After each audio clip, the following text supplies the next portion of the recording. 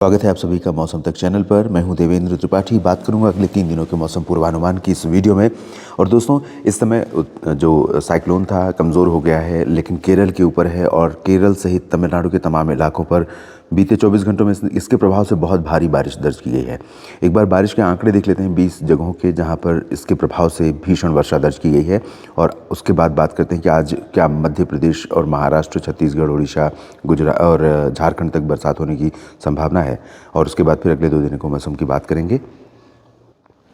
तो क्योंकि तूफान तमिलनाडु से अंदर प्रवेश किया और उसके बाद अब केरल की तरफ से होकर अरब सागर में प्रवेश कर रहा है, तो इसके चलते तमिलनाडु और केरल में कई जगहों पर भीषण वर्षा, अति भीषण वर्षा दर्ज की गई है। येरकाड में 238, कोट्टायम 184 बीते 24 घंटों की बारिश के आंकड़े हैं। धर्मपुरी में 162, कोचीन में 146, कोझिकोड में 70 और 60, सेलम में, कवली में 51, आरोग्यवरम में 38 मिलीमीटर वर्षा दर्ज की गई है। नागापट्टिनम में 35, वेल्लोर में 33 और बेंगलुरु में 29 मिलीमीटर की व्यापक वर्षा हुई है। करीपुर में 26 और परंजीपेट्टई 25, बेंगलुरु सिटी में 19 मिलीमीटर बारिश हुई है। केपरमथी में 18, तिरुपति में 17, गोपालपुर में 16, काकीनाडा में भी 16 मिलीमीटर बारिश हुई है और कराईकल में भी 16 मिलीमीटर वर्षा हुई है। इरोड में 14 मिलीमीटर बारिश हुई है। इसके अलावा भी कई जगहों पर बरसात हुई है। आंकड़े थोड़े कम हैं, लेकिन अब क्या स्थिति रहेगी अगले 3 दिनों के दौरान उत्तर भारत के पहाड़ों से लेकर नीचे की तरफ मध्य भारत तक और पूर्वी तथा पश्चिम भारत के भागों में, आइए जानते हैं। तो जैसा कि आप देख रहे हैं कि बारिश वाले बादल यहाँ पर मुंबई से लेकर के इधर रांची तक पहुँच रहे हैं। और ये अलग बात है कि इंटेंसिटी कहीं पर कम, कहीं पर ज़्यादा हो सकती है। कहीं पर हो सकता है कि सिर्फ बादल दिखाई पड़े, बारिश बिल्कुल ना हो, लेकिन संभावनाएं मध्य भारत के भागों पर भी बन रही हैं।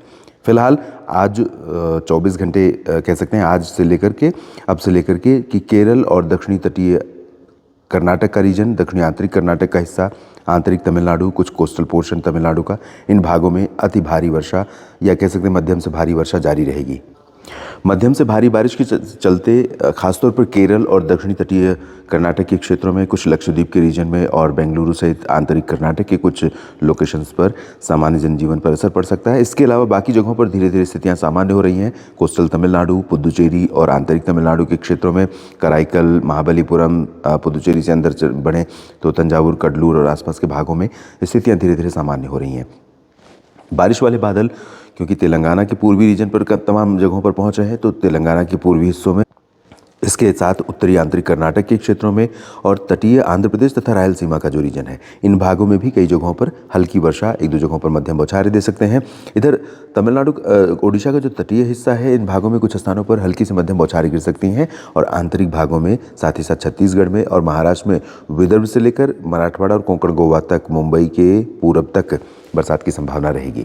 बादल मुंबई पर भी पहुंचेंगे, लेकिन मुंबई पर चांसेस कम है। मुंबई, पालघर, नंदुरबार, धुले, नासिक, जलगांव और अकोला, अमरावती, वर्धा, यवतमाल, इन भागों में चांसेस कम है। लेकिन नागपुर से लेकर भंडारा, गोंदिया, चंद्रपुर, गढ़चिरौली और इधर बीड, जालना, हिंगोली और नीचे की तरफ सिंधुदुर्ग, गोवा और सांगली, सतारा, कोल्हापुर, सोलापुर, पुणे तक बारिश के आसार हैं।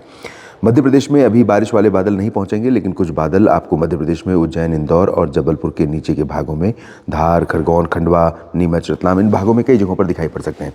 कुछ बादल गुजरात के ऊपर भी दिखाई पड़ेंगे, पूर्वी हवाओं के साथ, सूरत, वलसाड़, नवसारी से लेकर अहमदाबाद और इधर राजकोट के बीच में। लेकिन इन बादलों से भी गुजरात में बारिश की उम्मीद नहीं है।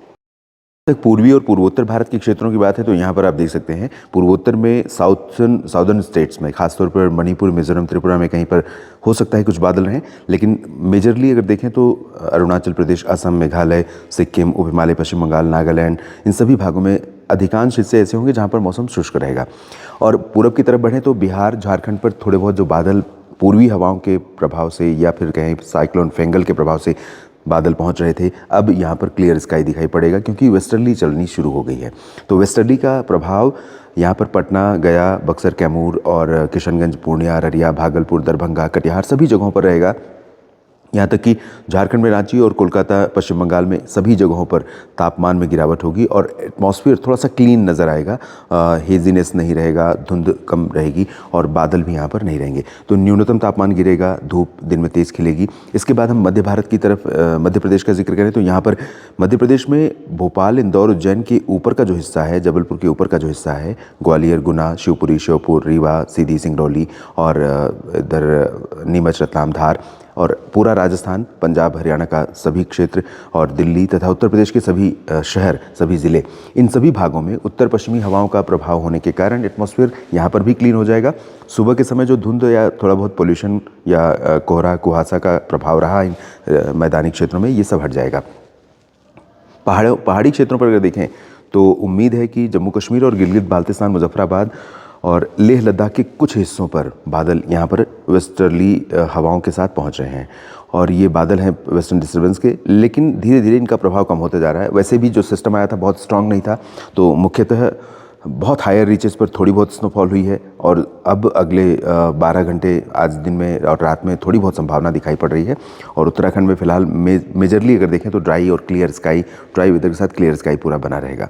अब बात करते हैं 3 और 4 दिसंबर के मौसम की। पश्चिमी विक्षोभ के आगे बढ़ने के कारण और दक्षिण से जो बंगाल की खाड़ी से डिस्टर्बेंस था साइक्लोन के प्रभाव से, वो धीरे धीरे अब जो उत्तर की तरफ आ रहा था, उत्तर प्रदेश या बिहार, झारखंड की तरफ, वो नीचे हो रहा है क्योंकि सिस्टम अरब सागर में पहुंच रहा है।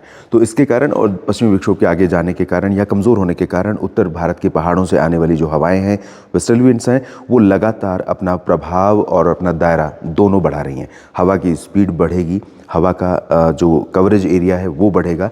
तो पंजाब और हरियाणा से लेकर दिल्ली, उत्तर प्रदेश, बिहार, झारखंड, पश्चिम बंगाल, ओडिशा के कुछ उत्तरी क्षेत्र, साथ ही साथ छत्तीसगढ़ का उत्तरी रीजन, मध्य प्रदेश में अब खरगोन और खंडवा तक और गुजरात में सूरत, वलसाड़, नवसारी तक इन हवाओं का प्रभाव शुरू हो जाएगा।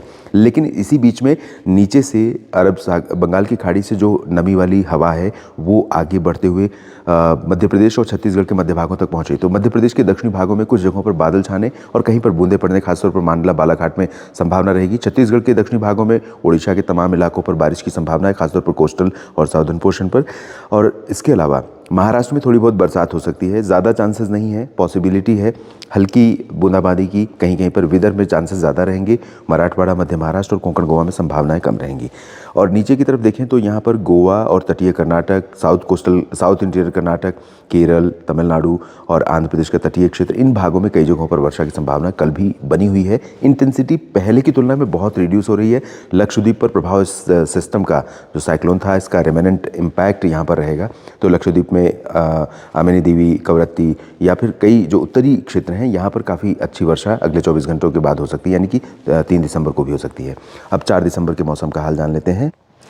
ये सिस्टम जब से बंगाल की खाड़ी में बनना शुरू हुआ था, उसके बाद से लेकर अभी तक इसकी जो आगे बढ़ने की स्पीड रही है वो बहुत ज़्यादा तेज़ नहीं रही। तो अभी अरब सागर में पहुंचने के बाद भी बहुत फास्ट मूविंग सिस्टम नहीं है और इसके कारण जिस तरह की कंटिन्यूटी, जिस तरह की निरंतरता बंगाल की खाड़ी की हवाओं की साउथ पेनिनसुलर रीजन में या उससे सटे हुए मध्य भारत के भागों में, खासतौर पर महाराष्ट्र, छत्तीसगढ़, उड़ीसा पर बनी हुई है, वो जारी रहेगी। तो 4 दिसंबर को भी आप देखेंगे कि पुणे और नागपुर के बीच में, इधर रायपुर छत्तीसगढ़ में और ओडिशा के तमाम साउदर्न सेंट्रल पोर्शन में और साथ ही साउथ पेनिनसुलर रीजन में तमिलनाडु, केरल, कर्नाटक, आंध्र प्रदेश, तेलंगाना, इन भागों में और लक्षद्वीप, पुदुचेरी में कई जगहों पर वर्षा की संभावनाएं बनी रहेंगी। पूर्वोत्तर भारत में बहुत कह सकते हैं कि शांत मौसम है, ना तो अभी बारिश वाले बादल पहुंच रहे हैं, ना ही वेस्टर्ली विंड से पहुंच रही है। और पहाड़ों पर अरुणाचल प्रदेश में आमतौर पर दिसंबर की शुरुआत में कई बार बहुत हायर रीचेस पर और जो उप हिमालय पश्चिम बंगाल है, यहाँ पर थोड़ी बहुत बर्फबारी हो जाती है, लेकिन इस बार नहीं हुई है। तो उसके चलते सामान्य से कम सर्दी पड़ रही है पूर्वोत्तर भारत के ऊपरी क्षेत्रों में खासतौर पर। और जैसा कि मैंने कहा कि 3 दिसंबर से उत्तर की और उत्तर पश्चिम की हवाओं का दायरा बढ़ रहा है, तो इन हवाओं के कारण पंजाब, हरियाणा, दिल्ली, राजस्थान का पूरा क्षेत्र और मध्य प्रदेश के लगभग सभी क्षेत्रों में, गुजरात, बिहार, झारखंड, पश्चिम बंगाल, उत्तर प्रदेश, इन सभी भागों में इन हवाओं का असर और बढ़ेगा, रफ्तार भी बढ़ेगी। मौसम काफ़ी अच्छा रहेगा, सुहावना रहेगा। दिन में धूप, रात में और सुबह के समय काफ़ी अच्छी ठंडक रहेगी और रात में ओस पड़ने की संभावना रहेगी। जितना क्लियर स्काई रहेगा उतना ही संभावना ओस की पड़ने की रहेगी, जो कि जर्मिनेशन के लिए बहुत ही अच्छा रहेगा। जो रबी फसलों की बुआई हुई है और शुरुआती ग्रोथ के लिए बहुत अच्छी स्थिति रहेगी और दिन में धूप अच्छी होना भी फ़ायदेमंद रहेगा। मध्य प्रदेश में थोड़ी बहुत बूंदाबांदी साउदर्न पोर्शन में हो सकती है। इस वीडियो में अभी इतना ही। लगातार मेरे साथ जुड़े रहिए मौसम तक चैनल और न्यूज़ मीडिया मंच यूट्यूब और फेसबुक पेज मौसम तक पर। धन्यवाद।